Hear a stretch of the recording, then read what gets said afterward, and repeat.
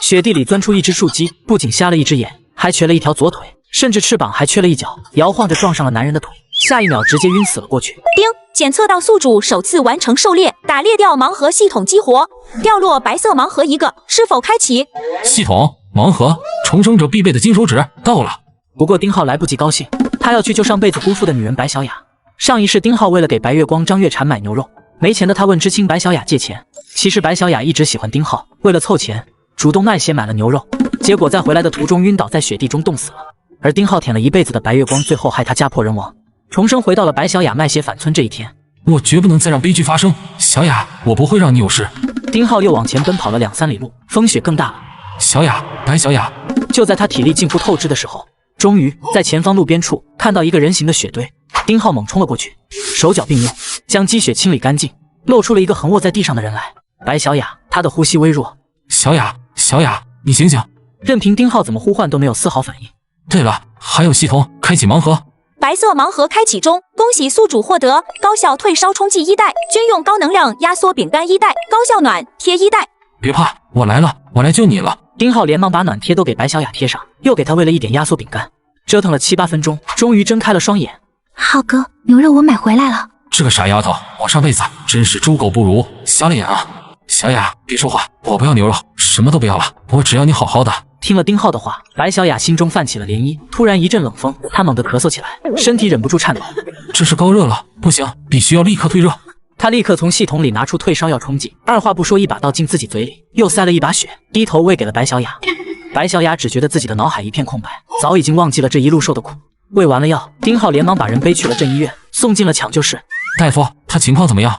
病人的双肺已经有了失落音了，这是炎症的表现。只是我很奇怪，按照你说的，这个姑娘在雪地里冻了好几个小时，应该高热才对啊，怎么她的体温是正常的呢？我给她吃了退热药。原来如此，幸亏吃了退热药，否则现在的炎症会更重。只可惜咱们镇医院没有什么好药，留在这里恐怕会耽误了病情，所以你最好还是把人送到县医院去吧。大夫，你这里有什么药就先给他用什么药。这场大雪肯定会封路，3、5天之内恐怕无法通车。哎，好，那就先打青霉素吧。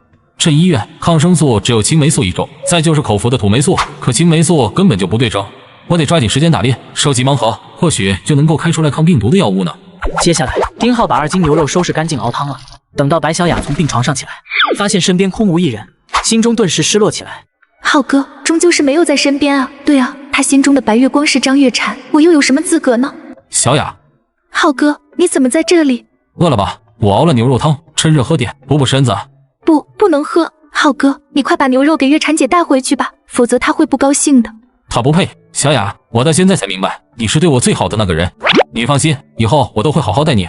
浩哥，我是不是在做梦？傻丫头，不是梦，以后我一定会好好的照顾你。快喝汤，喝了才有力气好起来。浩哥，谢谢你。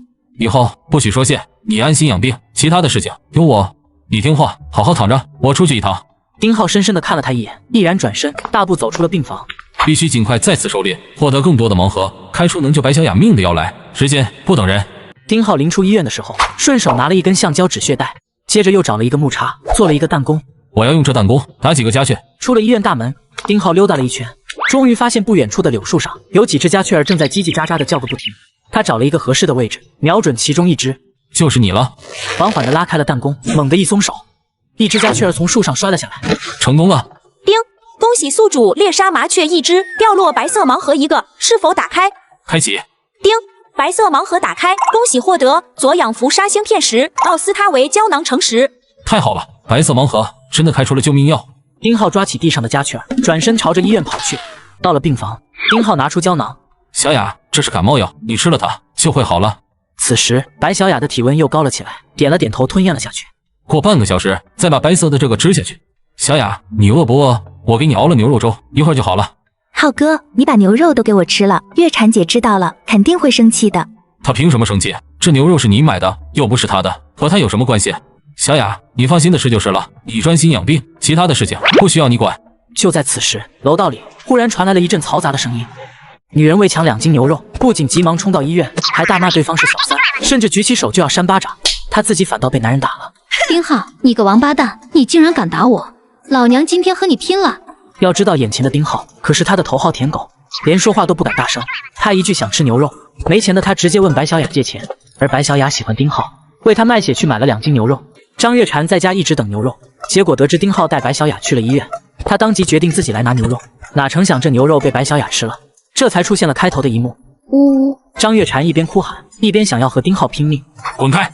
丁浩脸上露出厌恶之色，一把将他甩了出去。张月婵直接被扔在了地上，摔了一个狗抢屎。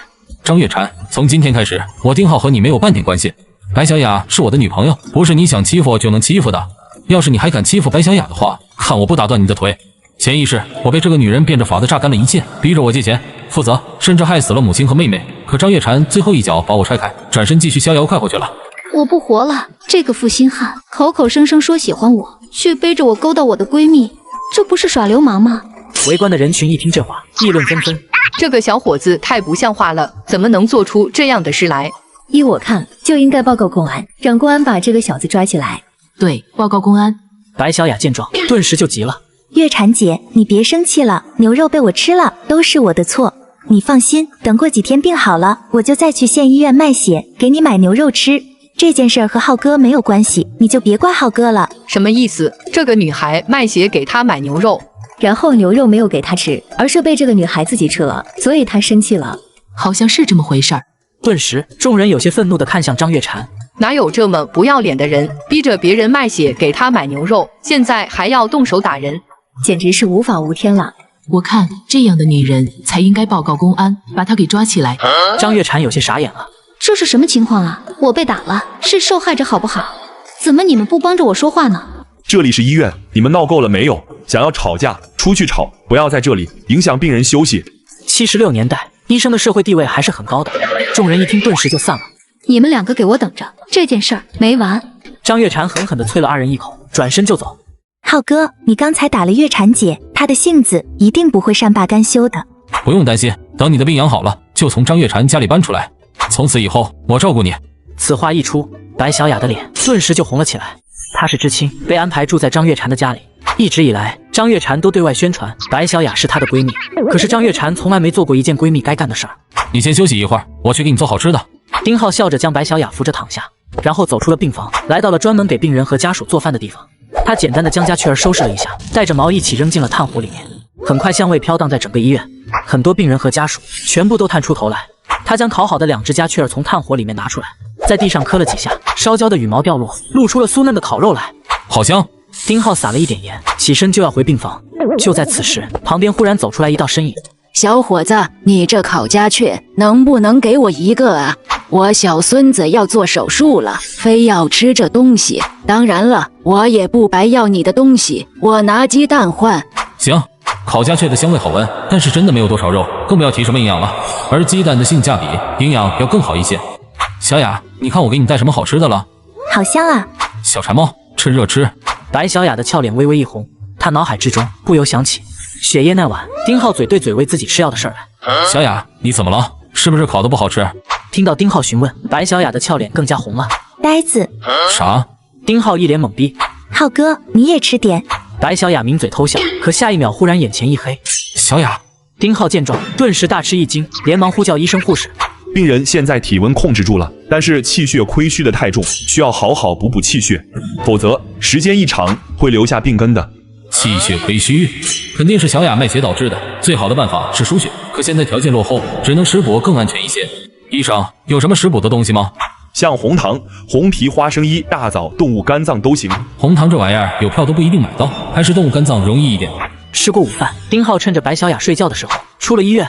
他准备再打几个家雀儿，爆出几个盲盒，只是又打了2个，却什么也没有。小伙拿着弹弓站在5米开外，中间放上2颗石子，拉紧弓绳，举手对准前方树上2只家雀。2颗石子飞行了500厘米后，石头刚好一个朝左一个朝右，碰巧把左右2只雀同时打落。靠着这一手弹小雀雀的手艺，不一会儿地上就躺倒了6只。叮！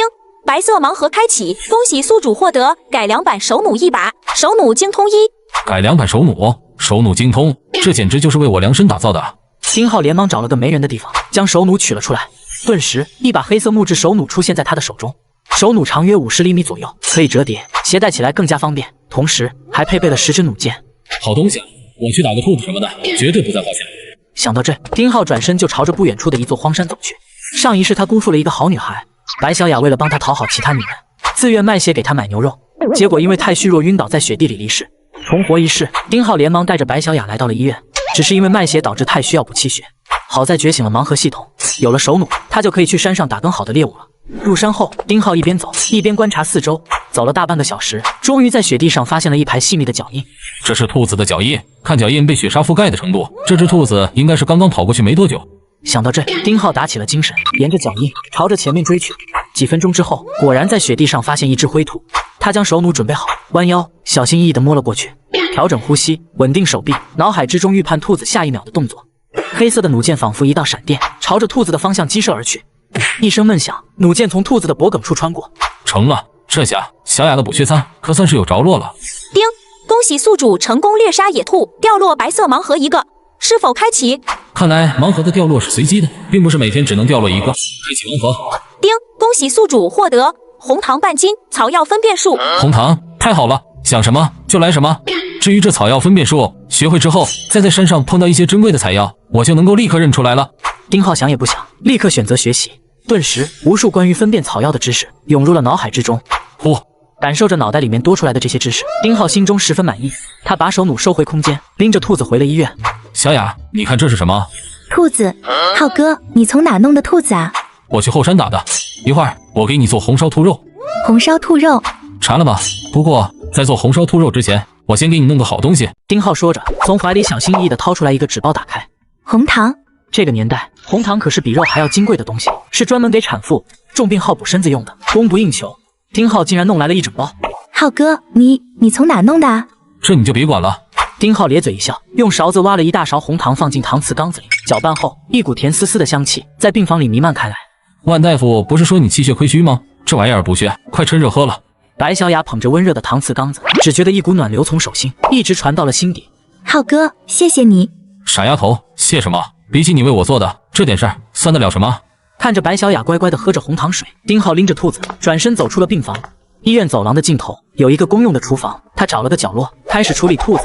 处理好后剁块红烧，加入热水炖煮。很快，一股浓郁霸道的肉香开始从厨房里飘散出去。谁家啊？这是在炖肉吗？太香了！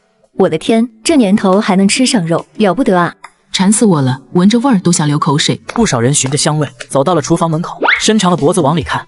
就在兔肉快要炖好的时候，一个约莫40岁的中年男人端着一个空碗，犹豫着走到了丁浩的身边。小兄弟，你这炖的兔子肉真是香啊！有事？是这样，我娘病了，在床上躺了好些天了，啥也吃不下。刚才问到你这肉香，我就想着给她弄点，让她吃一口。小兄弟，你看能不能匀我一点肉汤，或者一小块肉也行，我拿东西跟你换。说着，男人将手伸进口袋，掏了半天，掏出来5分钱。我就这么点下当了，你要是嫌少，我再想想办法。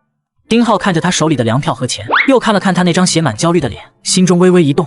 可以，但是只能给你5块肉，请。丁浩用勺子将兔子肉捞了5块出来，放进男人的碗里，又浇了2勺浓浓的肉汤。快拿回去吧，趁热吃。谢谢，小兄弟，你真是个好人，太谢谢你了。小雅住院，押金就交了5块，我的身上已经没有多少钱了。这5分钱虽然少，但是……忽然，丁浩的眼睛一亮，一个计划出现了。男人只是在医院炖了一锅兔肉，瘸腿大爷却从轮椅上站了起来，接着挤进前面围成墙的人群，浓郁的肉香飘过每个人鼻尖。不怪大爷夸张，而是7、6年代肉可是金贵货，更何况大家已经1整年没闻过肉味了。长期没碰肉的大爷顿时就忘了脚伤，拿着一袋子棒子面就要换一口肉吃。好了，大家也别急了，前面已经换好了，剩下的自己要吃。不过各位不用着急，下次我还会打猎，到时候欢迎大家来购买。听到这话，众人眼巴巴地散开了，大爷瞬间也觉得脚疼，坐着轮椅走了。丁浩端着剩下的肉换来的那些东西，美滋滋的回了病房。浩哥，好香啊！鼻子还挺灵，快吃吧，小柴猫。好吃。白小雅一口肉，一口饼子，吃的小脸鼓鼓囊囊。浩哥，你也吃啊？我刚才已经吃了好几块了，你先吃。一顿饭，大半的兔肉和2个玉米饼子都进了白小雅的肚子。第二天，天刚蒙蒙亮，丁浩就悄悄起了床，径直朝着医院的后山走去。他沿着山脚一边走一边观察林间的动静。忽然，不远处的灌木丛里传来一阵扑棱棱的响动。丁浩瞬间整个人蹲了下来，目光锐利地锁定了声音的来源。只见一只野鸡正从一簇枯黄的草丛里探出头来，啄食着雪下的草籽。他立刻压低了身形，将那把折叠手弩从怀中取出，悄无声息地展开。野鸡这种东西警惕性极高，稍有异动就会立刻飞走。想要一击命中，我必须把握好时机。丁浩一点一点地朝着野鸡的方向瞄准，50米、40米、30米，停下了脚步。就在野鸡低头的一刹那，黑色的弩箭如同一道离弦的利箭，弩箭精准地命中了野鸡的身体。丁浩心中一松，快速起身，朝着野鸡的方向走去。这下小雅的营养又能跟上了。叮，恭喜宿主成功猎杀野鸡，掉落白色盲盒一个，是否开启？开启盲盒。叮，恭喜宿主获得基础烹饪精通，粗粮票3斤。这系统简直就是我的贴心小棉袄啊！正愁怎么把猎物变成钱和粮，这不就来了吗？丁浩毫不犹豫，立刻选择了学习烹饪。瞬间，一股庞杂的信息涌入他的脑海，从刀工、火候到调味、配菜，各种家常菜的做法如同印记一般，深刻地烙印在了他的记忆里。这还只是基础烹饪，这些知识做一个5星级大厨都没问题了吧？丁浩心中美滋滋，将弩箭从野鸡身上取出，收回空间，回到了医院。刚好是做早饭的时间，直接来到了厨房。他将昨天打的野兔肝脏和换的半斤棒子面，做了一份兔肝牛肉粥。什么味儿啊？怎么这么香？小伙子，你早上做什么好事来了？兔肝牛肉粥，补血的。万大夫说我媳妇需要补血，我就做了这个兔肝牛肉粥。此言一出，周围的几个家属眼睛顿时就亮了起来。他们其中有好几个人的亲人也需要补气血。小兄弟，你这兔肝牛肉粥换不换别的东西？换。怎么换？1碗粥换半斤棒子面，或者2碗粥换1斤粮票。我就半锅粥，就换一半，先到先得啊！小伙子，给我来2碗。好嘞。很快，一群人围着丁浩换起了粥，剩下的不换了，这些是要给我媳妇吃的。说完话，丁浩端着兔肝牛肉粥走进了病房。浩哥，你又做什么好吃的了？快尝尝，味道怎么样？好吃。丁浩看着白小雅把碗都舔了干干净净，真是个小吃货。小雅，吃棒子面，你看好了，我一会儿还要进山打猎。浩哥，你还要进山啊？山里面很危险，听说有野猪和熊瞎子。傻丫头，我就是在后山的外围转一转，碰不到野猪和熊瞎子的。再说了，这个季节熊瞎子都在冬眠，没事的。听到丁浩这么说，白小雅不由松了口气。对了，浩哥，你把我的围脖带上，能暖和一点。这东西还是你带吧，你感冒还没好。你要是不要，我也不带，就放在旁边。好，听你的，我带着，还不行吗？闻言，白小雅顿时笑了起来。浩哥，我给你带上。白小雅身子靠近丁浩，将围脖一圈圈的系在了上去。丁浩顿时感到一阵幽香扑鼻，心中不由一荡，慢慢凑了过去。浩哥，你呀！白小雅猛地伸出双手，一把将丁浩推开，脸红不已。丁浩被推开，也瞬间回过神来。那个围脖系好了，我先进山了。病房里，白小雅心底一种又羞又甜的感觉在心底蔓延开来。丁浩上了山，运气不错的猎杀了2只傻狍子，还开出了白色盲盒，获得急救知识和无耻不嫖。这么多的肉，光靠在医院里卖，不知道要卖到猴年马月去，还卖给公社的供销社来钱快。丁浩把一只傻狍子放在空间里，另一只背在背上下了山。从后山到公社要穿过半个小镇。丁浩一个陌生面孔，扛着一头完整的狍子走在街上。一路上，所有看到他的人全都停下了脚步。天哪，那是狍子吧？这小伙子是呀，本事也太大了，这得有40-50斤吧。看这狍子，油光水滑的，伤口还在滴血，肯定是刚打的，新鲜着呢。议论声不断传来，丁浩充耳不闻，只是默默地加快了脚步。就在这时，一个身影正好挡住了他的去路。女知青只要一个回眸，路过的男人不仅双腿颤抖，而且一个个都低下了头，甚至自愿趴在地上当脚垫。靠着这一招，他在村里收获了不少舔狗。76年代缺衣少食，可他顿顿吃肉擦粉，就连79块的眉笔也是毒一粉。可就在2天前，张月婵被其中的舔狗丁浩打了一巴掌，气不过的他回去找了6号舔狗郑二蛋。郑二蛋当即表示要给他出气，连忙直奔医院。可没想到就在半路上碰到了丁浩，还看到对方扛着一个狍子，索性直接拦了下来。哟，这不是丁浩吗？这大家伙不错啊，看着就肥。这样，月婵妹子最近身子骨弱，正需要好好补补。你把这狍子给她送过去，再给月婵跪地磕头道歉，我就少打断你一条腿。郑二蛋，你脑子让门给挤了，还是让驴给踢了？我打的猎物，凭什么要给张月婵？丁浩，你别给脸不要脸，月婵妹子你都敢打，是不是欺负她没人疼？我告诉你，今天这狍子你给也得给，不给也得给。我再说一遍，让开！我就不让，你能怎么着？郑二蛋根本没把丁浩放在眼里，说着直接伸出手就要去拽丁浩肩膀上狍子。你不给，老子自己拿。你敢动一下，我就让这把刀见红。见到丁浩拿出了一把刀，郑二蛋瞬间就有些怂了。你别过来！下意识地朝着后面退去，没想到绊倒了一根木头，直接摔倒在地，在地上趴了半秒，猛地从地上爬起来。丁浩，你敢动手？郑二蛋捡起木棍就想往丁浩身上抡。干什么呢？都给我住手！一个中年男人从供销社走了过来。王主任，供销社的主任王建设，权力很大，10里8村的人都认识他。怎么回事？谁让你们在供销社门口打架？我来卖猎物，被他拦下来，还想抢我的东西。光天化日，在供销社门口抢东西，王建设的面色顿时就沉了下来。你小子胆子挺大。不是这样的。你是不是拦住他，不让他卖袍子？是，但是有原因的。你只要回答是或者不是。郑二蛋一听，只能点了点头。那就是抢劫。好你个郑二蛋，平日里在村里偷鸡摸狗也就算了，现在胆子肥了，敢跑到供销社门口来撒野了。你把这里当什么地方了？把国家的法律当成耳旁风了。王主任，我就是跟他开个玩笑。开玩笑？有你这么开玩笑的吗？人家小伙子辛辛苦苦上山打的猎物，是给你拿来开玩笑的。民兵呢？把这个扰乱社会治安、意图抢劫的二流子给我抓起来，送公社去。这话一出，郑二蛋彻底慌了。别，王主任，我错了，我真错了，我再也不敢了。我就是一时糊涂，您大人有大量，就把我当个屁给放了吧。滚！以后再让我看到你在供销社附近晃悠，腿给你打折。是，我马上滚，马上滚！郑二蛋从地上起来，怨毒地瞪了丁浩一眼，灰溜溜地钻进人群。小伙子，你这袍子要卖是吗？对，王主任，不知道咱们供销社收不收？收啊，你跟我进来吧。丁浩跟着王建设走进了供销社后院的收购处，空地上有一个大磅秤，放上来称称看。哦，不轻啊，毛重46斤。他绕着袍子走了2圈，用手按了按袍子的后腿肉。处理的不错，血放得干净，肉质也新鲜。小伙子，你这打猎的手艺可以啊。王主任过奖了。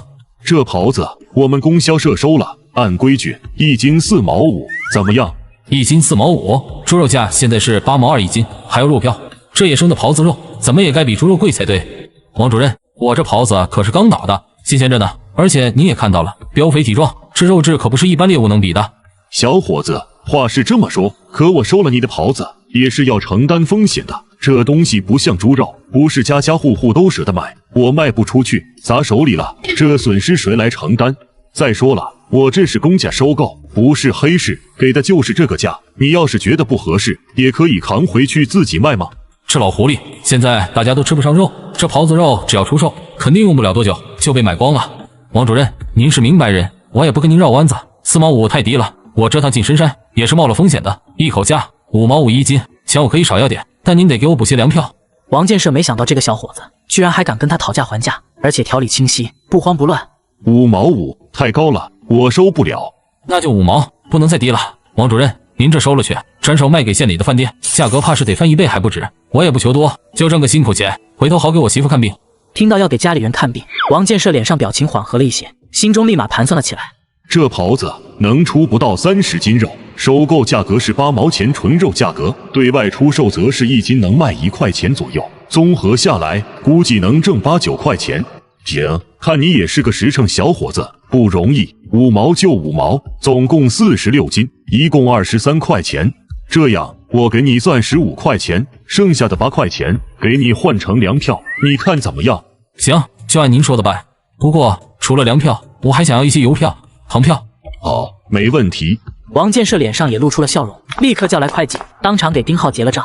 最后，丁浩拿了15块钱的现金，又拿到了2斤白糖票、3斤豆油票。小丁啊，以后要是再打到猎物，也可以送过来，价钱方面保证让你满意。现在粮食物资短缺，很多人都吃不上肉，尤其是一些领导，隔3差5的就跑到自己这里来，想要弄点肉打牙祭。这年头想要弄点肉食太难了。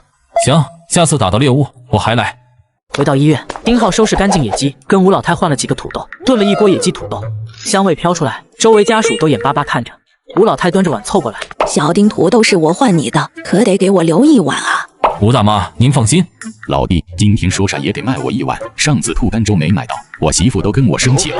行，都有分，今天炖得多，半斤棒子面换1碗都能吃上。一听这价，好几个人立刻围上来换，半斤棒子面就能尝到肉味，都觉得划算。小雅，看看啥好吃的？好香，是鸡肉。快去洗手吃饭。白小雅洗了手，接过棒子面，大口吃起来，美得直眯眼。饭后，万东林医生来查房，听了听白小雅的肺音，肺里失落音少多了，病见好了。谢谢大夫。不过你们最好还是去县医院看看，咱们这儿的条件毕竟有限。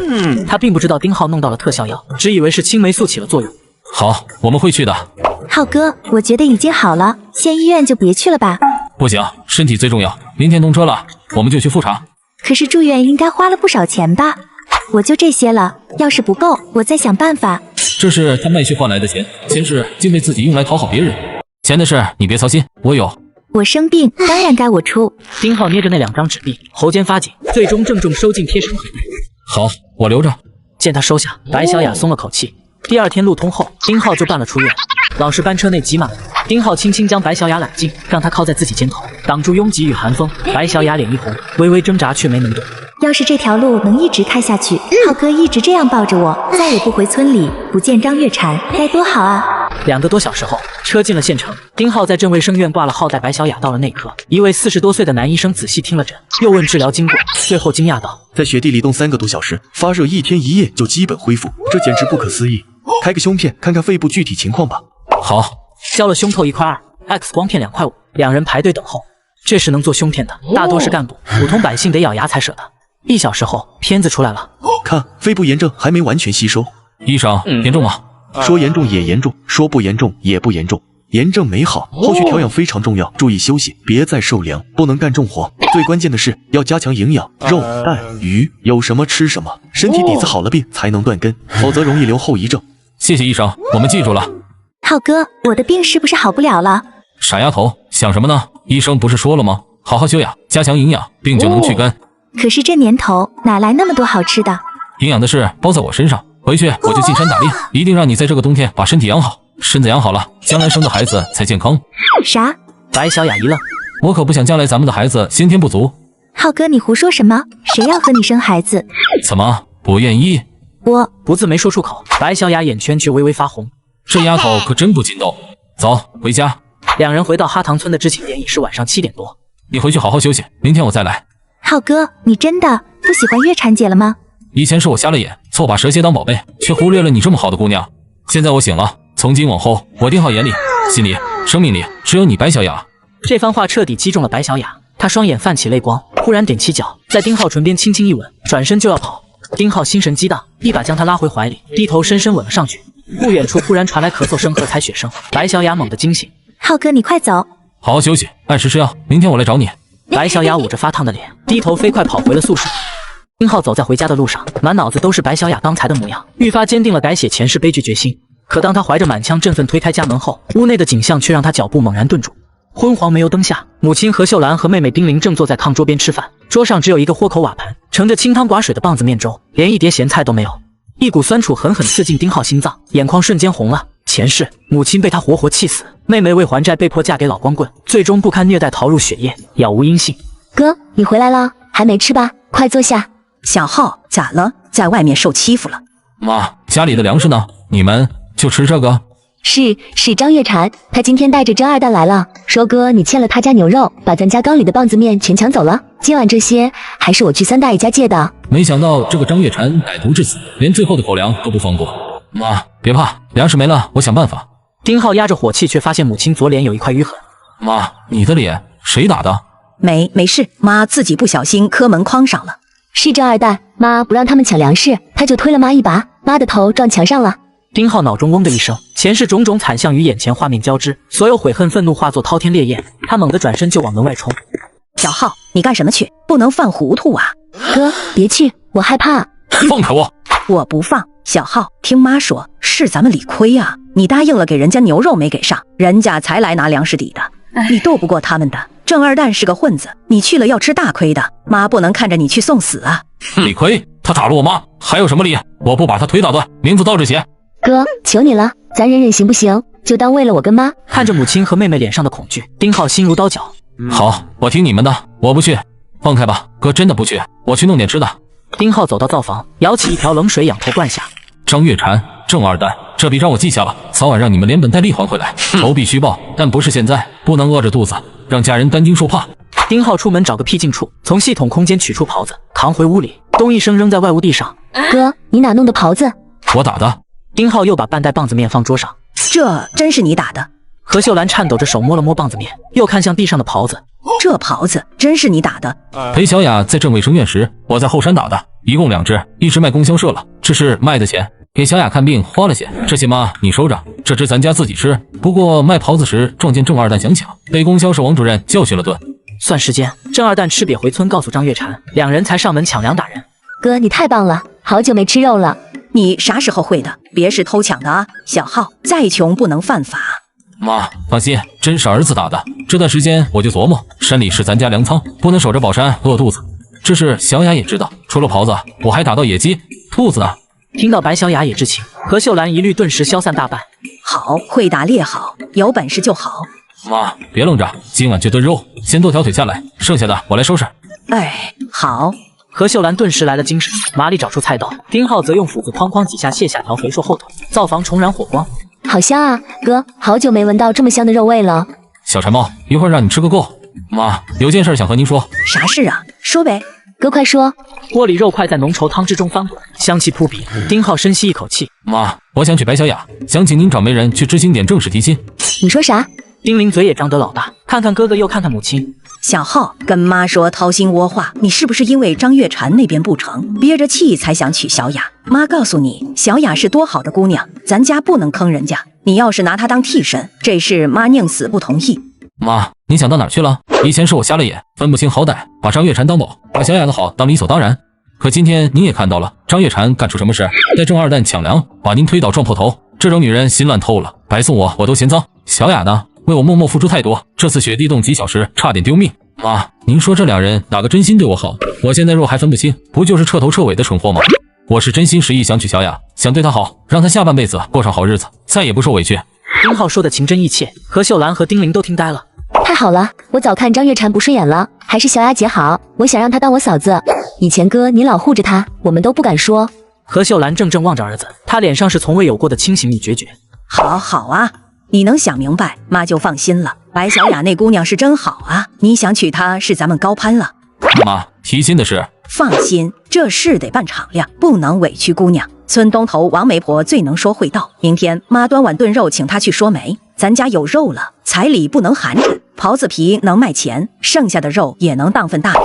小浩，你和小雅的事，妈举双手赞成。可张月婵能善罢甘休吗？今天她敢带人抢粮，就不是省油的灯。若知道你转头要娶小雅，是啊哥，她那么坏，肯定找你和小雅姐麻烦。妈，小玲放心，以前是我没用，才让她作威作福，从今往后不会了。她若敢来，我就让她知道什么叫后悔。至于白小雅，我绝不让她受委屈，谁敢动她一根指头，我要她一条胳膊。好，妈听你的，这事不能拖，把名分定下来，看她张月婵还有什么脸闹。王媒婆就住村东头，她那嘴死的都能说活，交给她准没错。明天一早，我装碗狍子肉去请她说媒。哥，我也去，我去告诉王媒婆小雅姐有多好。你个小丫头，乖乖在家等喜糖吧。一家人你一言我一语，气氛热烈。这顿晚饭是丁家几年来吃的最香、最舒心的一顿。第二天天刚亮，何秀兰就起床了。她把留好的狍子后腿小火慢炖，炖捞了最大最好的肉块，满满装了一大碗，直奔村东头王媒婆家。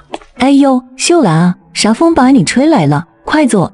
王嫂子，今天来是有庄天大喜事，请你出马。王媒婆瞅瞅那碗肉，脸上褶子笑开花。瞧你说的，有啥事尽管开口，嫂子还能不帮？是俺家小浩，他看上知青点的白小雅了，想请你过去说媒，把这事定下来。啥？秀兰，你没开玩笑吧？你家丁浩不是非张月婵不娶吗？全村谁不知道？咋突然要娶白知青了？这不是拿白知青当幌子气张月婵吧？这事可做不得。白知青是好姑娘，咱不能这么坑人家。王嫂子，你听我说完。何秀兰连忙把丁浩如何决心娶白小雅的事说了一遍。王媒婆半信半疑，但看着那碗实实在在的肉，咽了咽口水。秀兰啊，不是我不信你，主要是这事变得太快，我怕。王嫂子，俺家小浩说了，以前是他瞎了眼，现在他眼睛亮了，他就要明媒正娶白小雅，以后谁要敢欺负小雅，他豁出命都要护着。这话是他亲口说的。丁浩若真赚了性，可是顶好的女婿人选，白知青嫁他也算有好归宿。这媒要做成了，两家面子极好，传出去也是佳话。行，冲你这份诚意，也冲小浩这份担当，这媒我保了。你放心，我这就去知青点，保证把事办得漂亮。知青点，白小雅一夜没睡好，唇上仿佛还残留着昨晚灼人的温度。小雅，想什么呢？脸这么红。没什么。这时院子里传来喧哗，白知青在吗？白小雅同志在哪个屋？宿舍门推开，王媒婆满面春风走进来，身后跟了好些看热闹的知青。哎呦，白知青在这呢。好闺女，长得真水灵，难怪咱村丁浩对你念念不忘啊。王大娘，您闺女啊，大娘今天来是给你提亲的，怕唐村丁浩想娶你当媳妇，丁家说了，只要你点头，彩礼绝对满意，以后丁浩绝不让你受一点委屈。轰！这话像炸雷在宿舍炸开，所有人都惊呆了，白小雅更是被砸得晕头转向。小雅，说句话呀！我……白小雅脸红的要滴血，心跳快蹦出胸腔。她抬起头环视一圈，一股前所未有的勇气忽然涌起。我愿意。他真答应了？疯了吧？丁浩前2天还为张月婵要死要活，转头就来提亲，肯定有鬼。拿白小雅当枪使去张月婵呢，这姑娘太傻了。跟张月婵走得近的李红抱着胳膊阴阳怪气。哟，白小雅，你真行啊，也不看看自己什么身份，什么男人都敢嫁。白小雅听着议论，她怎会不知这些人想什么？可她更相信自己看到的。哎呀，好姑娘，你答应了，这门亲事就成了。你和丁浩真是天造地设一对儿，郎才女貌，太般配了。闺女点头了，这事儿板上钉钉，我这就回去给丁家报喜。板上钉钉，谁同意了？众人齐刷刷回头，张月婵俏脸寒霜站在院子门口，屋里瞬间死寂。丁浩是什么人你们不清楚，他为我什么事都愿做，现在只是跟我闹别扭，你们真以为他会娶别人？王大娘，我劝你别瞎掺和，丁浩的婚事轮不到你做主。还有你，白小雅，你是不是觉得捡到宝了？他不过拿你气我罢了。等我消气给个笑脸，他立刻屁颠来找我，到时候你算什么东西？就凭你也配跟我抢？白小雅浑身发抖，脸色惨白。张月婵上前一步逼到她面前，我今天就把话撂这儿，这门亲事我不同意。白小雅，你可真有本事啊，一声不吭就勾搭上了丁浩。我早就说了，有些人看着文静静，背地里不知多有手段呢。周围知青窃窃私语，目光混杂好奇与鄙夷。李红同志，这是我自己的事，跟别人没关系。哟，还你自己的事？你算个什么东西，也配谈自己的事？丁浩是什么人，全村谁不知道？他为我连命都能不要，现在跟你提亲不过是跟我闹脾气演戏罢了。你还真把自己当回事？亏我之前把你当姐妹，你竟背地里做这么龌龊事。他说的是真心话，浩哥的决定你说了不算。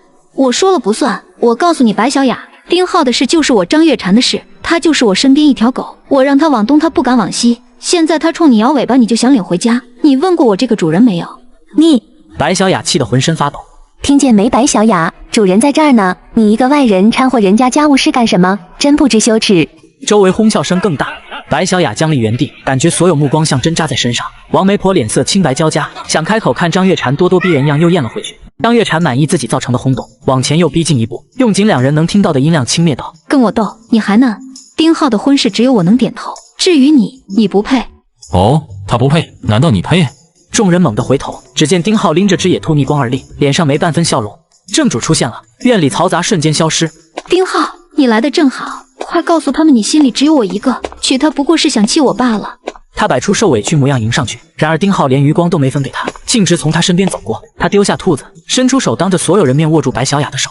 张月婵，你听好了，以前我丁浩瞎了眼才会被你迷惑，但从今天起，我跟你一刀两断。你再敢找我家人麻烦，再敢碰小雅，别怪我不客气。还有，你刚问他配不配，我告诉你，我丁浩这辈子非白小雅不娶，能娶到她是我高攀。至于你，你算个什么东西？我没听错吧？丁浩竟这么骂张月婵？太阳打西边出来了，以前他把她当祖宗供啊。这下有好戏看，张月婵怕要气疯了。丁浩，你别跟我来这套，我知道你还为那天使生气，现在给你机会挽回我。你现在就告诉白小雅，告诉所有人，她就是你用来气我的替代品。只要你说，我就当之前事没发生过，可以考虑原谅你。我甚至可以准许你家请媒婆去我家里提亲，当然彩礼不能少，188块现金1分不能差，还有3转1响，自行车、缝纫机、手表、收音机，你也得备齐。这番话出口，整个知青点倒吸凉气。188现金加3转1响，这在十里八村是顶破天的彩礼。一时间，所有人都看向丁浩。张月婵，你是不是早上没照镜子，也没睡醒？丁浩，你说什么？我说你呢，还给我机会，还让我求你，你以为你是谁？天上仙女下凡？188现金，3转1响，你怎么不让我告诉小雅她是替代品？我告诉你张月婵，小雅在我心里是无价之宝，是我想用一辈子呵护的宝贝，而你连她一根头发丝都比不上，想嫁给我丁浩？做梦！哈哈哈，还3转1响，真敢开口，真把自己当天仙。丁浩再也不吃这套了，脸丢到姥姥家。丁浩，白小雅，你们给我等着，我不会放过你们，你们一定会后悔。放出这几句狠话，张月婵再没脸待下去，狼狈跑出知青点，李红也灰溜溜跟上。浩哥，好了，都过去了。王大娘，各位，我要宣布件重要事：3天后我备好彩礼，正式和白小雅同志定亲。哎呀，好，小浩有担当，这事包我身上保准般妥帖。白小雅心此刻彻底落回肚里，取而代之阵阵甜蜜幸福感。定亲，她要和丁浩定亲了。兔子拿着，这2天受惊吓，身子弱，回去多了补补。白小雅抱着还温热的野兔点了点头，脸上红扑扑的分外娇艳。知青们看着她手中兔子，一个个咽了咽口水。另一边，张月婵一路哭着跑出村子，心里恨意屈辱向野草疯长。都是白小雅那贱人，定是她用狐媚手段勾引了丁浩。月婵，你怎么了？谁欺负你了？哪个王八蛋欺负你？告诉我，我帮你出气。看到郑二蛋，张月婵眼里闪过算计。二蛋哥，丁浩被白小雅那狐狸精迷昏头，当众骂我，说我连给白小雅提鞋都不配，还说你郑二蛋哥在他眼里连个屁都不是，他就要娶那狐狸精，让我死了这条心。我没法活了。什么？郑二蛋一听，火气蹭顶到脑门。丁浩这狗东西反了天！月婵别哭，这事交我。今天我非打断他狗腿，让他知道郑王爷有几只眼。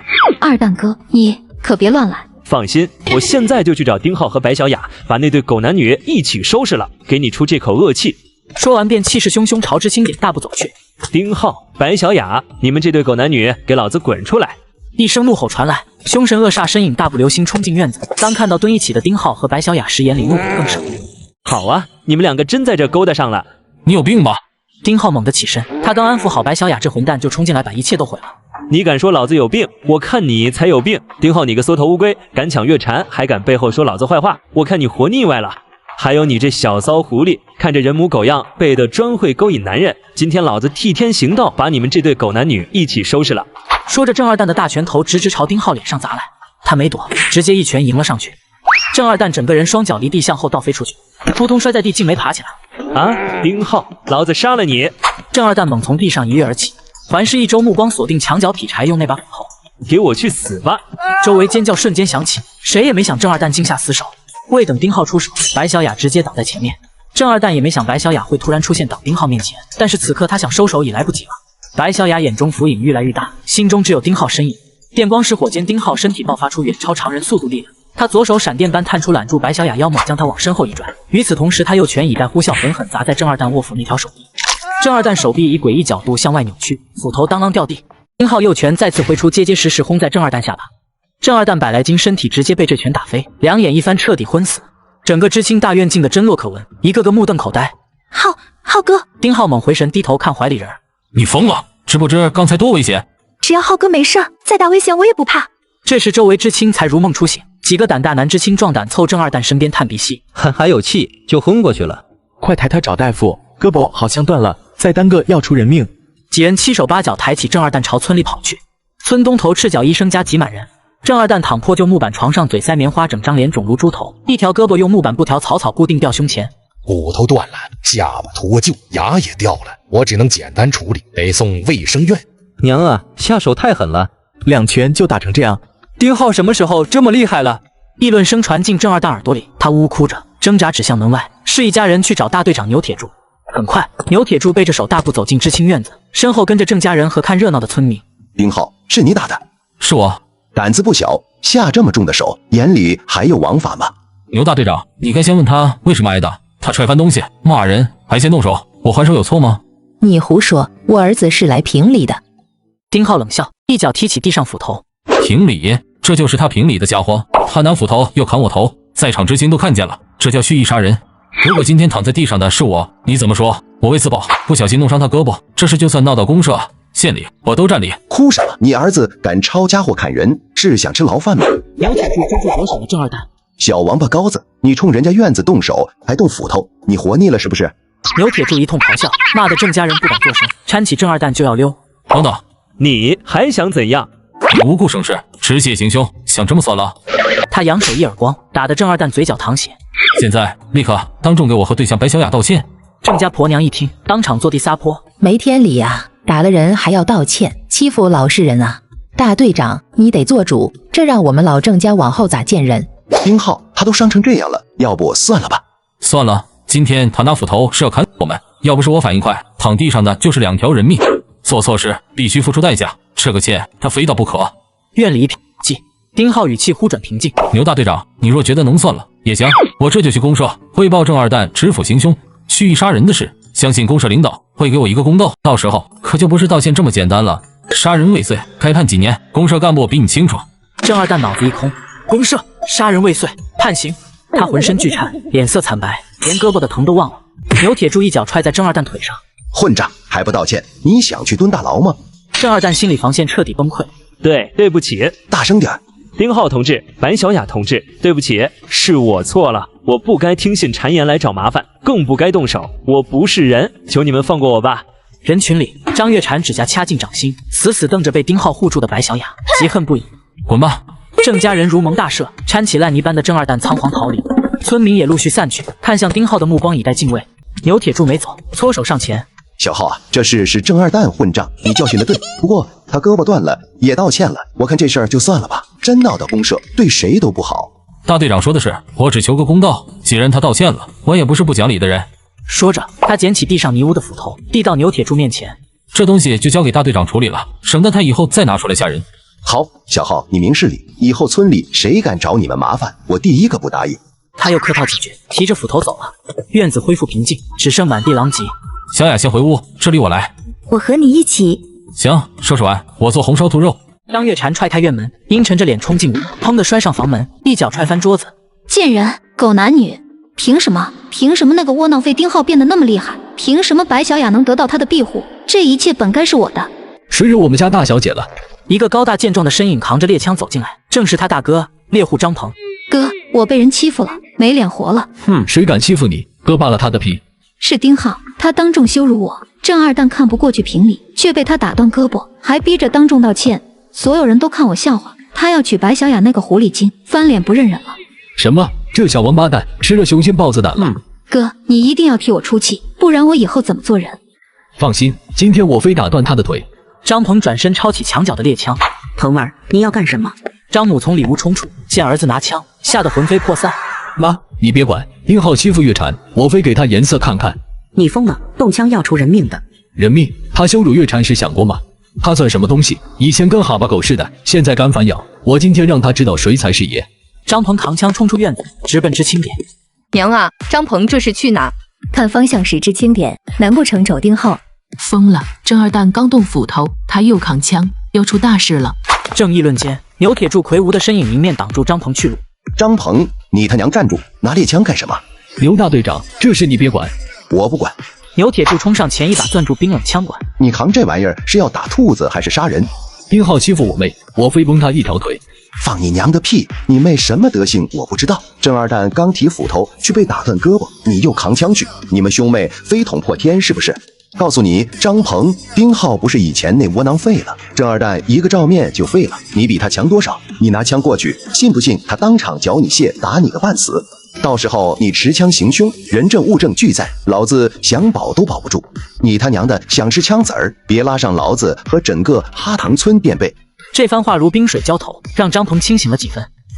我什么我？赶紧滚回去！再敢扛这玩意儿在村里晃，信不信我立马没收你的猎枪，看你以后拿什么打猎养家？没收猎枪，张鹏脸色刷得白了。哼！张鹏扭头就往家走，背影满是憋屈。牛铁柱看他走远，才长舒一口气。今天真是一波未平一波又起。另一边，张鹏灰溜溜回家，心里却埋下更怨毒的种子。这笔账没完。知青点公用厨房里，丁浩将兔肉剁块，热油爆炒至金黄，加入土豆块，添水。酱料，盖锅小火慢炖，汤汁翻滚，浓郁香气钻出门窗缝隙，窜进每个知青的鼻子。什么味儿？这么香？是肉，绝对是肉味，好像是丁浩在厨房做的。之前他不是拿了只野兔吗？几个知青忍不住凑到厨房门口偷看，只见丁浩揭开锅盖，搅拌着锅里红亮浓稠的兔肉土豆，香味更猛烈了。几人馋得口水直流，肚子咕咕叫。很快，他端着一大盆红烧兔肉回屋，吃吧，管够。就在这时，一个阴阳怪气的声音响起：“哟，某些人可真好命，搭上个男人就有肉吃，不像我们，只能眼巴巴看着。”丁浩放下碗筷，面无表情地走到李红面前。李红心里发毛，却还梗脖子：“怎么，我说错了吗？他敢做还怕人？”一记响亮耳光狠狠扇在他脸上。嘴巴不干净就出去洗洗，滚！一个字，威压十足。你敢打我？李红反应过来，捂脸尖叫要扑上来，可对上丁浩冰冷的眼睛，他心头猛颤，捂着脸在众人幸灾乐祸的目光中连滚带爬跑了。打得好，早看他不顺眼了，天天狗仗人势，活该。吃，别让苍蝇坏了胃口。饭后，丁浩送白小雅回屋，到了门口，他停下脚步。小雅，3天后我们订婚。我等你。李红捂着脸哭着跑进张家。月蝉姐，鹏哥，你要为我做主啊！我被丁浩打了。张月蝉正憋着火，见李红惨样，火气腾的又窜上来。丁浩这畜生，连女人都打。正喝闷酒的张鹏闻声大步走出，见李红脸上伤，手中酒碗砰的摔碎。他对李红有几分意思，此刻见心上人被打，眼瞬间红了。又是丁浩那杂种干的。是啊，鹏哥，我就是看不惯他们得意，说了2句，他上来就一巴掌，他就是因我跟月蝉姐好，才故意打我，这是打你的脸啊，月蝉姐。反了，真是反了天了。哥，你看看他都嚣张成什么样了，他今天敢打李红，明天就敢骑到张家头上拉屎，这口气我咽不下去。不能就这么算了。那怎么办，鹏哥，我们就眼睁睁看他欺负吗？张月蝉眼珠一转，闪过怨毒的光。硬的不行，就来软的，他不是厉害吗？我倒要看看他有没有本事把好事办成。好事？丁浩那个王八蛋跟白小雅不是3天后要订婚吗？他想订婚，我偏不让他如意，我要让他的订婚宴变成哈塘村最大笑话，让他和白小雅一辈子抬不起头。3人凑到昏黄油灯下，压低声音，3张扭曲的脸密谋着恶毒报复。丁浩哼着小曲回家。哥，你回来了，怎么样？小雅姐答应了吗？何秀兰也从屋里走出，一脸紧张期待。答应了。太好了，小雅姐要变成我嫂子了。小浩，一会儿把狍子肉给小雅送点去，这年头大家都吃不上肉，可不能苦了她。好。哥，快讲讲小雅姐怎么答应的。丁浩简单讲了今天经过，与郑二蛋、李红的冲突也未隐瞒。小浩，以后可不能再这么冲动了。妈，你放心，我心里有数。丁玲叽叽喳喳和哥哥聊着，何秀兰笑看这一幕，心中却暗暗叹气。3天后订婚，可家徒四壁，拿什么订婚？白小雅这么好的姑娘，绝不能委屈。说不得，只能找人借钱借粮了。但这年景，谁家有余钱余粮？说不得，只有去找。何秀兰披衣出门，借口走出家，朝村中心丁浩爷爷一家走去。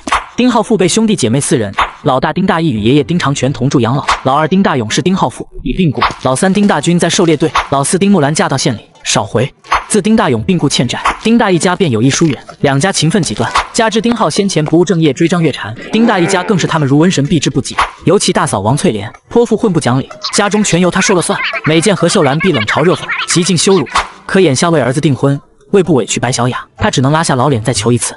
刚到老大家门口，正碰王翠莲出来倒水，对方一愣，随即冷嘲：“哎呦，我当是谁？这不是弟妹吗？什么风把你吹来了？”大嫂，我是来，有话就说，有屁就放，别在我家门口杵着，晦气。大嫂，我想跟家里借点钱和粮，小浩要订婚了。订婚？就丁浩那窝囊废，他订婚，张月蝉瞎了眼能看上他？不是张月蝉，是白小雅。此时丁浩爷爷，他背手打量何秀兰，胡闹！那白眼狼为张月蝉连家都不要，现在跑来要娶别的姑娘，当我们3岁小孩好糊弄。爸，你还不明白？他被张家丫头甩了，没脸了，就随便找个姑娘做给张家看。你们自己不要脸就算了，别拉白知青下水，人家好姑娘不能被你们毁了。不是的，小浩他变了，真变好了。变好了，狗改不了吃屎。他什么货色我们不知道，别说废话。我家没钱没粮，就算有也不见你们这填不满的无底洞。大嫂，我求你了，就5块钱，再借30斤粮食，我一定还，打欠条。想借也行啊，2块钱10斤粮食，我借给你。何秀兰眼中瞬间燃起希望，不过有个条件，你给我跪下，磕个头求我，我就借。何秀兰脑子一片空白，她看着王翠莲得意的脸，想到儿子好不容易寻到的幸福，何秀兰死死咬唇，下一刻双膝颤抖朝冰冷地面跪去。妈，别跪！何秀兰浑身一僵，猛回头，这钱和粮食我们不借。小浩，妈，你相信我，我会有办法。不借？好啊，丁浩，你有骨气，说不借就不借，我倒要看看你拿什么和白知青订婚。那是我的事，与你无关。但你今天羞辱我妈，这笔账我早晚会算回来。哎呦，大家都出来看啊！骗子，丁浩这废物说要和我算账，我王翠莲今天把话撂这儿了，我等着你来算账。希望你不是嘴上巴巴还，到时候怂包一个。王翠莲太欺负人了，竟让丁浩妈下跪才借钱。嘘，小声点，王翠莲什么人你不知道，让她听见肯定找你干仗。不过丁浩好像变了个人，敢和王翠莲叫板，胆大包天啊！你放心，这一天不会太远。说完，丁浩拉母亲转身就走，不想多待1秒。站住！你这孽障，还嫌不够丢人？老丁头拐杖重敲地面，看向丁浩，眼神充满厌恶。看看你妈，为你快给人跪下了，你呢？还有脸跟长辈顶嘴？老丁家的脸都被你这不成器的东西丢尽了。丢人！丁浩缓缓转身迎上老丁头视线。是谁丢人？是我妈为我婚事低声下气求你们丢人，还是你们把血脉亲情当狗屎，逼弟妹下跪丢人？你！老丁头气得胡子发抖。爸，你看看，这就是白眼狼，翅膀硬了，敢和爷爷这么说话。我们好心好意，他反咬一口，没良心的东西。我没良心？我爸病重时你们在哪？我妈一人撑家，欠一屁股债时你们又在哪？现在你们有什么资格站在这里指责我们？丁浩一步步逼近，身上气势让王翠莲下意识后退。以前是我瞎了眼，以为血浓于水，今天我算看明白了。从今天起，我丁浩带着我妈何秀兰，我妹丁玲，正式与你们一刀两断，从此婚丧嫁娶各不相干，是贫是富与你们无关。院中死祭，断绝关系，这在农村是天大事。小浩，你胡说什么？大家听见没？都做个见证，是丁浩亲口说要断绝关系，不是我们无情，是他不要这个家，以后他们要饭到门口，咱也不用管。好，你这不孝东西，既这么有骨气，我们成全你。从今往后，你不是我孙子，丁家没你这种子孙，滚！妈，我们走，这家门再不太进一步。何秀兰说不出话，任由儿子搀扶离开。大家都看见了，不是我们不念亲情，是他们不识好歹。路上，何秀兰轻叹：小浩，你糊涂啊！你是老丁家人，怎能断绝关系？传出去会被戳脊梁骨，你以后咋抬头？就算结婚生子，他们也抬不起头啊！听妈话，回去给你爷爷道歉。妈，事已至此，道歉何用？王翠莲刁难咱们，还不是因咱家穷？这般毫无亲情的亲人，要知何用？咱们过自己的日子，不必管别人怎么说。妈，您放心，以后咱们家一定会过得很好。次日天蒙蒙亮，丁浩便翻身起床。小浩，这么早干啥去？妈，我去山上转转，看能不能打到猎物。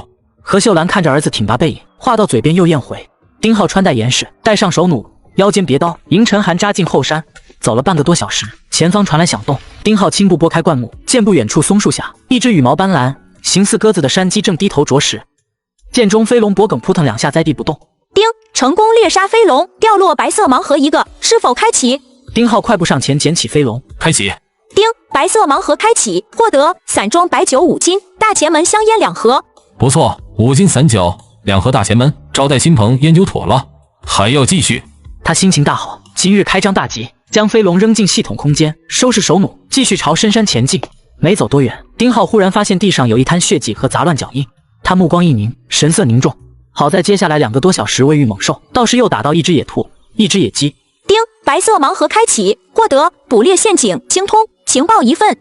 野猪林西北方向130米有一片野生草葱茏，采摘后可以8毛钱美金的价格卖给万东林。情报竟然这么清楚，丁浩兴奋不已。1小时后，他根据情报提示寻到具体位置，几株粗壮杨树根下隐现深褐色。丁浩肃清积雪，赫然见树根处长着一片紫褐色植物，形似小玉米棒的草葱茏。这么多！半小时后，所采草葱茏进入系统空间，粗估至少30多斤。他将草葱茏收好，哼取轻快下山。进山脚时，丁浩从系统空间取出飞龙、野鸡和野兔，装入随身袋子。远远就见妹妹在家门口张望。哥，这里面装的啥？回家再看。妈，我回来了。丁浩将袋子放地上，凑到锅边深吸一口，真香，我感觉能吃3大碗。这孩子，赶紧洗手吃饭。好嘞。哥，你打到这么多猎物，1只野兔，1只野鸡，还有1只飞龙。今天运气好，明天我再上山，后天去镇上卖了换钱，到时候给你带糖吃。谢谢哥。都多大了，还惦记糖？不管多大，都是我妹妹。小浩，先给小雅送1碗，再回来吃。何秀兰递来1大碗狍子肉炖白菜土豆。好。浩哥，你怎么来了？给你送好吃的，这可是你婆婆亲手做的哦。谁说要嫁你了？丁浩尖着嗓子学他昨日语气，我愿意。见他学自己，白小雅嗔怒，伸手狠掐他胳膊。露露姐还在呢，我没看见没听见，你们继续。屋内欢声笑语。另一屋中，李红捂着未消肿的脸颊，冷冷盯着白小雅房间。你们现在笑多欢，3天后就哭多惨。丁浩、白小雅，你们给我等着。吃过晚饭，丁浩来到三叔丁大军家。昨天断亲的事我听说了，你怎么这么糊涂？不怕被戳脊梁骨吗？他让丁浩明天去道歉，自己帮着说情，把这事翻篇。三婶也轻声劝着，丁浩一直安静听着。这些年，丁大军打猎常接济他家，感受到难得的亲情。三叔，断亲是被逼的。昨天王翠莲逼我妈下跪才肯借粮，老丁头就在旁边看着，这已不是第一次了。当初我爸病重，他们一分不借，要不是您担保，连那5块带利息的钱都借不到。亲儿子病重都不救，这亲情还有什么可留？您和三婶的好，我永远记得，但断亲这事，我绝不回头。你这孩子脾气太倔，罢了，我先不管了，都冷静冷静吧。过些日子我再去找你爷谈。说吧，今天来到底啥事？三叔，我想跟您借点家伙事儿。啥家伙事儿？捕兽夹，还有下河的渔网。丁大军一愣，上下打量着侄子。你要这些干啥？你又不会用。不是要订婚了吗？总得多张罗点。我想上山下河碰碰运气，总比干等着强。行。他没再多问，转身进仓房取了东西，6个带着锈迹的捕兽夹，2挂捕过的渔网。夹子小心用，别伤着自己。明天冰后一个人弄不了网，让小丽跟你去，有个照应。爸，你放心，我明天跟浩哥一起。丁力在一旁拍着胸脯，丁浩心里一暖。三叔，谢谢您。谢啥？一家人不说两家话。丁大军转头看了眼妻子，董香如拿出一个手绢，里3层外3层的打开，露出一叠纸币。小浩，这是家里所有的钱，38块6毛，你先拿着用。三婶，这钱我不能要。快拿着，现在正是用钱的时候，以后宽裕了再还。家里粮食也不多，给你装20斤棒子面。三叔，三婶，本来打算明早送去的，你既然来了，就自己带回去吧。推辞不过，丁浩最终收下了东西。和丁力约好明早见面后，丁浩便离开了。望着他远去的背影，董香如忧心忡忡。大军，你就真由着他这么闹，断了亲，以后可咋办？你没听见小浩说的话吗？大嫂逼二嫂下跪，爸就在旁边看着，他们做的太绝了。小浩心里这口气不出，逼他也没用。第二天天刚蒙蒙亮，丁浩就带着棒子面饼子和捕兽夹进了山。他熟练地选好位置，将6个夹子一一安放妥当，在周围探查一圈，没有看见猎物踪迹。看看时间，快到和丁力约定的时辰了，他便转身朝山下走去。到了山脚，丁力已拿着镐头和盆等在那里。哥，你这么早就进山了？先放好了捕兽夹，等抓完鱼，咱们再上山看看。走吧，去河边。2人拿着工具朝村后的新开河走去，河面早已冰封，覆着一层积雪。浩哥，咱们在哪儿凿冰下网啊？要不就这儿，夏天我爸在这儿捞到过7、8斤的大鲤鱼。丁浩没有立刻回答。获得捕猎陷阱精通技能后，他对环境的观察敏锐了许多。他看向不远处的河湾，那里水流平缓，岸边长满骷髅尾。去那边看看。丁力虽不解，还是跟了过去。就在这儿凿，这儿能行吗？听我的。见丁浩如此肯定，丁力不再犹豫，抡起镐头就凿了下去。冰屑飞溅，2人轮流挥镐，很快在后冰上开出一个1米见方的窟窿。他们合力用长杆将渔网送入冰下，固定好水面以上的部分。忙活1个多钟头，2挂网终于布置妥当。行了，等哥把小时来收网。好，太冷了，捡点干柴生火吧。火堆燃起，周围顿时暖了不少。浩担心有人截胡，决定守在现场。他拿出棒子面饼子穿在树枝上烤，几分钟后焦香飘起，饼子烤得外焦里热，2人顾不上烫嘴，狼吞虎咽吃了好几个。2小时后，他们回到冰窟窿旁。浩哥，该收网了。拉！丁浩抓住网绳，2人同时发力，绳子一入手，沉甸甸的分量立刻传来。有了，浩哥，好沉，肯定是大货。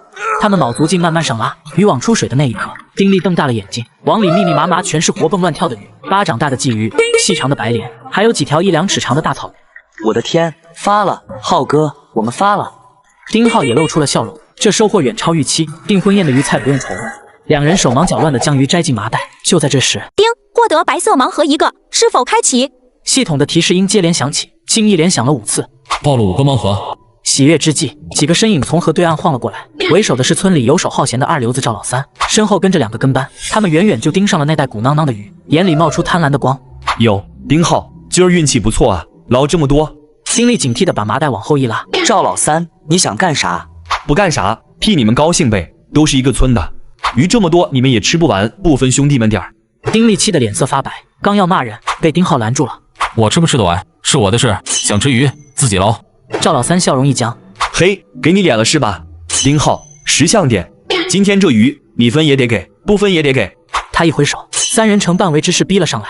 丁力紧张地握紧镐柄，手心冒汗，丁浩却异常平静，缓缓从身上抽出一把短刀。我再说一遍，鱼是我的，谁敢伸手，我就剁了谁。河滩霎时死寂，赵老三3人被这股狠劲镇住了。你敢？你可以试试。赵老三额头冒汗，可转念一想，我可是赵老三，凭什么怕这个窝囊废？妈的，反了你了！拿把破刀吓唬谁？给我上！今天不打断你的腿，老子不姓赵。2个小弟定了定神，掏出匕首就扑了上去。丁力眼一红，紧握镐头就要拼命，可他还没动，丁浩已先动了。最前面那混混的拳头挥来时，丁浩侧身一避，手如铁钳般扣住对方手腕，猛力一拧，脆响伴着惨叫，那人的胳膊当场被卸，紧接着一记直拳重重倒在腹部，对方顿时蜷缩倒地，再起不来，一切快如电光石火。丁力愣在原地，倒头差点脱手。赵老三和另一个小弟也傻了眼，冲势硬生生刹住。没等他们回神，丁浩已掠至另一人身前，一拳砸在肩上，那人惨嚎着瘫软下去。转眼间，只剩赵老三独自发抖。你别过来！丁浩面无表情的逼近，赵老三吓得转身要跑，后领却猛地被揪住，整个人被拎了起来。丁浩，你敢动我，郑二蛋不会放过你！丁浩一言不发，拖着他走向冰窟窿。不是想要鱼吗？不要了，浩哥，我错了，再也不敢了。晚了，想要就自己下去抓。话音未落，他抓着赵老三头发，狠狠将那颗脑袋按进冰窟窿。赵老三在冰水里疯狂挣扎，十几秒后，丁浩把他拎起来。抓到鱼了吗？赵老三满脸冰水，冻得嘴唇发紫，话都说不出来。看来没有，继续抓。丁浩面无表情，再次将他按入水中，这一次更久。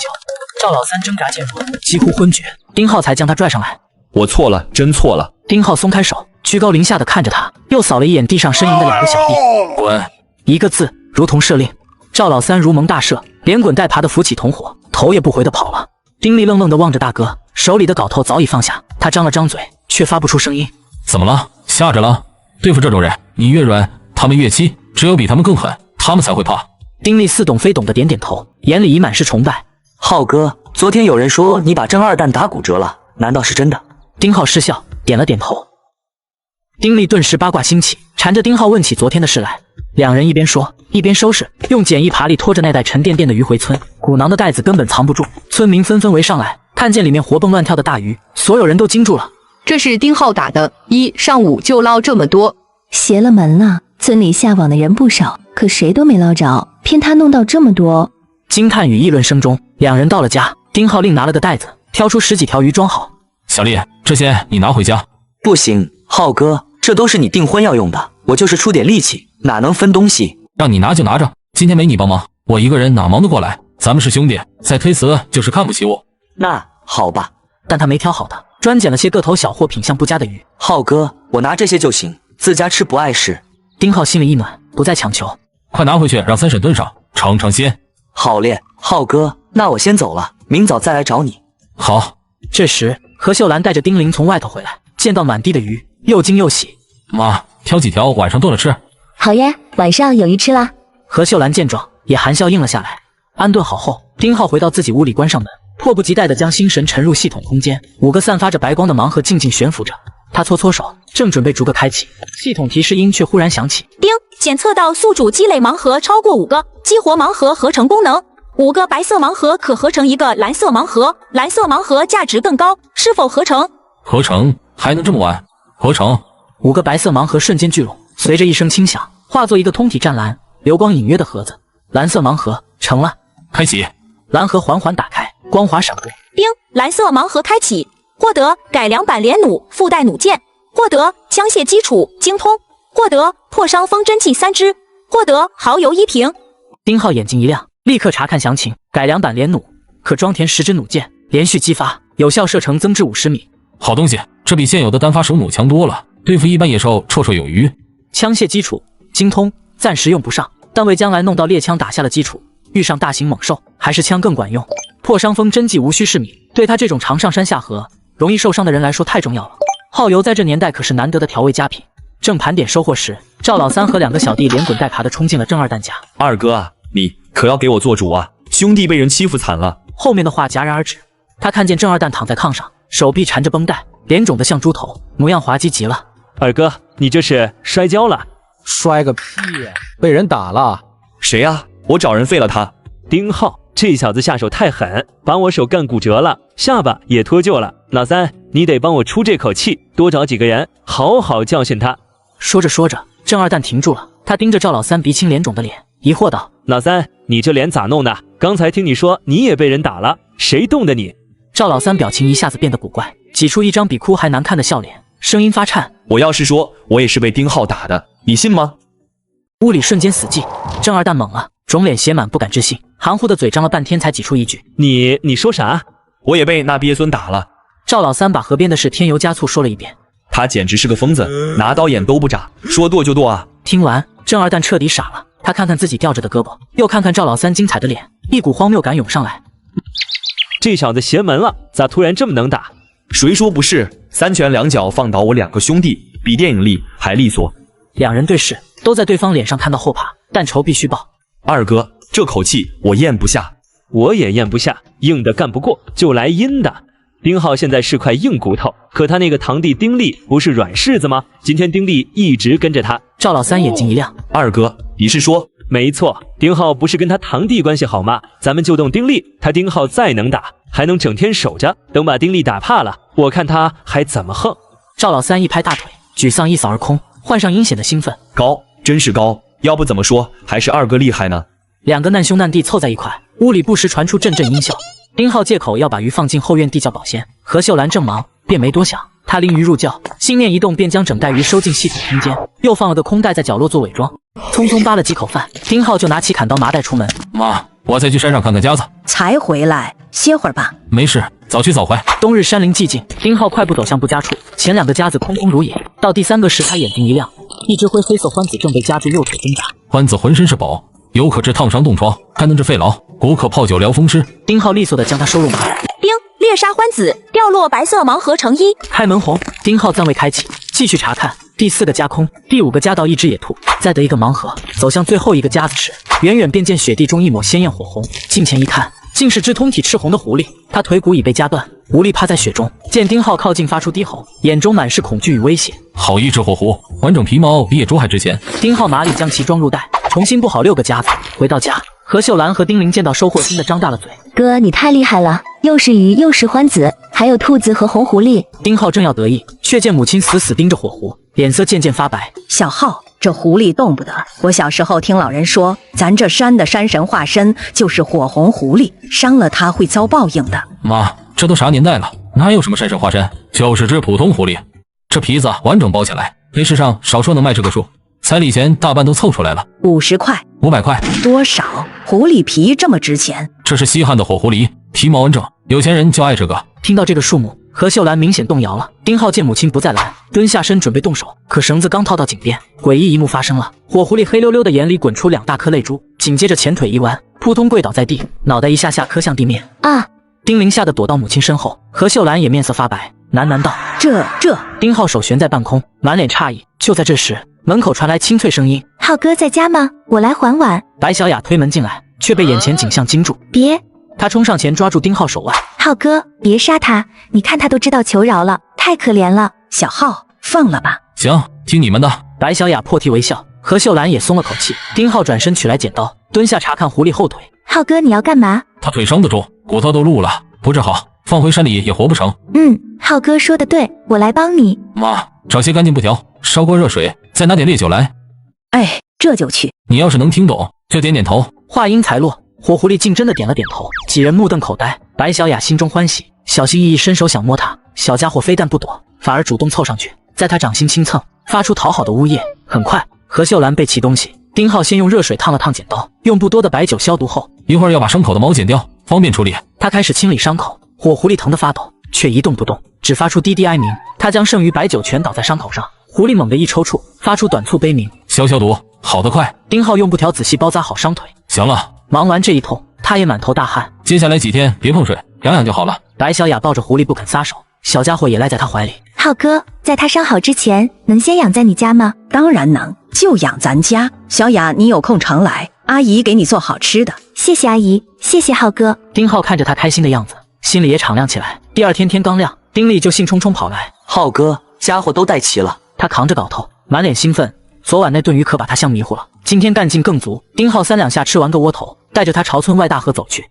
今天去下游河湾，那水深，鱼肯定更多。好嘞，听浩哥的。到了地方，丁力抡镐就干，冰层咔咔作响，没多久就凿出个比昨天还大的冰窟窿。下网，等待，起网。2个多小时后，沉甸甸的渔网出水时，丁力忍不住嗷一嗓子，2挂网里全是活蹦乱跳的大鱼，挤挤挨挨，水花乱飞，比昨天还多。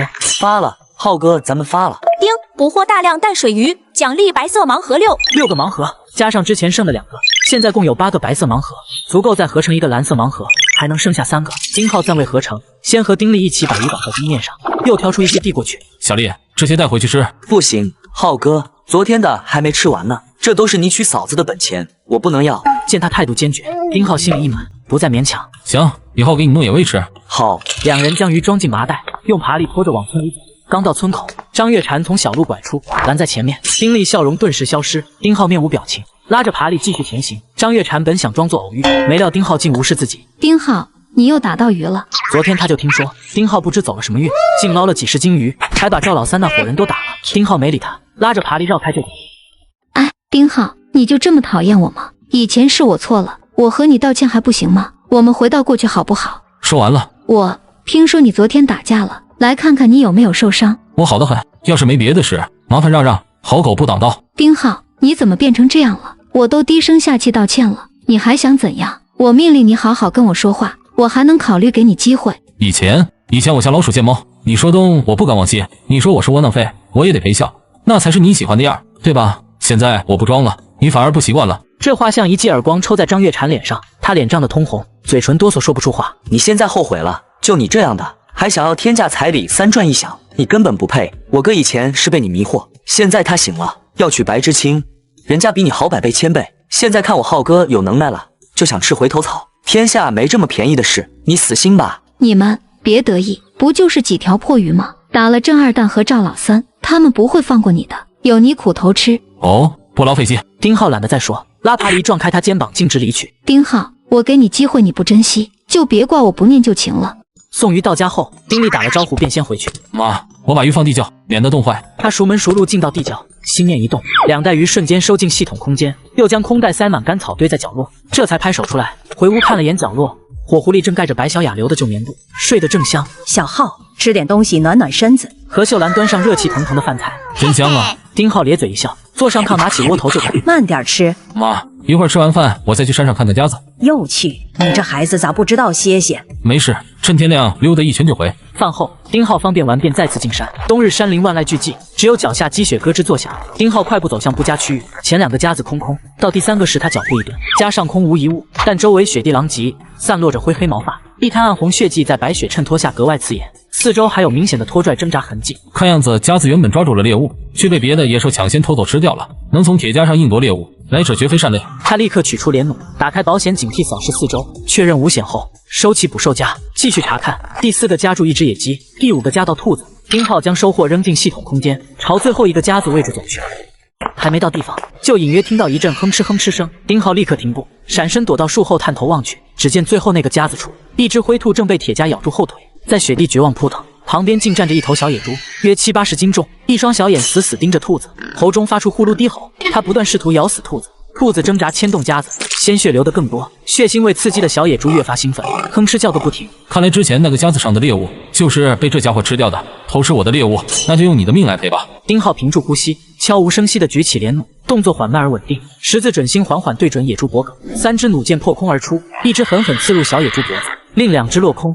小野猪吃痛惨叫，猛一甩头，将兔子甩飞撞树，当即毙命。弩箭深扎颈内，鲜血瞬间感涌出，剧痛彻底激发了凶性。他放弃兔子，猩红小眼瞬间锁定丁浩藏身的大树方向，粗重喘息喷出2道白气。下一秒，他后腿猛蹬，整个身子如灰色炮弹直冲而来。丁浩心提到嗓子眼，却未慌乱。就在野猪即将撞上大树的瞬间，他猛向旁一闪，巨响声中，小野猪结实撞上1人合抱粗的树，被撞得晕头转向，原地晃脑。就是现在，3支弩箭接连定入小野猪侧腹，野猪疼得满地打滚。这吼叫会不会引来他的同类？若再来一只，我恐怕要交代在这儿了。必须速战速决。他举起连弩对准野猪，正要扣动扳机，受伤的小野猪却已不顾疼痛，绕过大树猛冲过来。危急关头，丁浩来不及多想，弩箭精通技能化作本能，下意识扣动扳机，同时朝旁奋力一补，剩余4支弩箭一气射出，4箭全中野猪面门，一只正中眼睛。小野猪哀嚎着又冲几10米，轰然倒地。丁，恭喜宿主猎杀野猪，掉落蓝色盲盒成1。丁浩爬起，快步上前，心念一动，将野猪尸首收入系统空间，又将野兔连同捕兽夹一并收起，转身朝山下疾奔。必须尽快离开，以免血腥味招来其他猛兽，自己可就小命不保了。他一口气冲到山脚，路上摔了2跤也顾不得，身后那阵阵怒吼犹如在耳边炸响。看来必须想办法弄把猎枪了。清理身上积雪，确认四周无人后，他将小野猪和其他猎物取出，放在简易雪爬犁上，拉回了家。哥，你这是咋弄的？妈，你快看，哥打到野猪了。小浩，你有没有受伤？妈，我没事，你看我不好好的吗？胳膊腿都在，您放心。确认儿子无碍，何秀兰脸色一沉，这么危险的事儿谁让你干的？你要有个3长2短，我们娘儿俩怎么活啊？妈，您放心，我心里有数，危险的事儿我不会干。妈，野猪血得赶紧放，不然鱼在肉里就不好吃，也卖不上价了。对，小玲，快去叫你三叔来帮忙，他杀猪有经验。好，丁玲应声跑向丁大军家，我去烧水，一会儿烫猪毛。行，我先做准备。丁浩忙活起来，将炕桌搬到院里，把小野猪抱到桌上。这时丁大军急匆匆赶来了。小浩，这野猪真是你打的？侥幸而已，这可是真本事，没有侥幸一说。刚才小玲去找我说你弄回来1头野猪，我还不信，没想到竟是真的。可这也太危险了，你没猎枪，咋放到他的？三叔，我有一把连弩。丁浩将经过原原本本说了一遍。厉害，太厉害了！小浩，你要是个猎户，准是最拔尖的那个。小丽哪去了？打了野猪，丁力本该第一个冲来，怎么半天不见人影？丁大军一听，脸色顿时难看起来。三叔，出啥事了？哎，还不是赵老三那帮混蛋！今天小丽跟你打完鱼，回家路上被他们堵着揍了。这小子现在鼻青脸肿，躲屋里觉得丢人，没脸见。我当长辈的不好跟小崽子一般见识，传出去丢人。可这口气我实在咽不下。三叔，小丽不会白挨打，他是我弟弟，替我挨了揍。我这当哥的不能看着，这笔账今天就得讨回来。有的人不打疼打怕，永远不懂敬畏二字。三叔，你先收拾野猪，我去就回。小浩，别冲动，犯不上跟街溜子较劲。老三，让他去。丁大军深吸口气，冲丁浩背影喊：早点回来，三叔等你喝酒。这孩子真长大了。知道了，三叔，把酒热好，等我们。丁浩挥手远去，头也不回。丁大军眼圈一热，鼻子发酸，忙深吸口气，转过身，重新操刀利落分解猪肉。这猪下水、猪头肉还有板油都留给小浩，他正长身体，又得干大事，得吃好补补。丁浩先到丁力家，直接把人从屋里拽出来。浩哥，丁力鼻青脸肿，眼圈发红，满脸委屈。别回去，男子汉大丈夫，挨揍有啥委屈？技不如人就打回去。浩哥，你说吧，怎么干？怎么干？丁浩咧嘴一笑，眼中寒意闪动。打上门，直接干。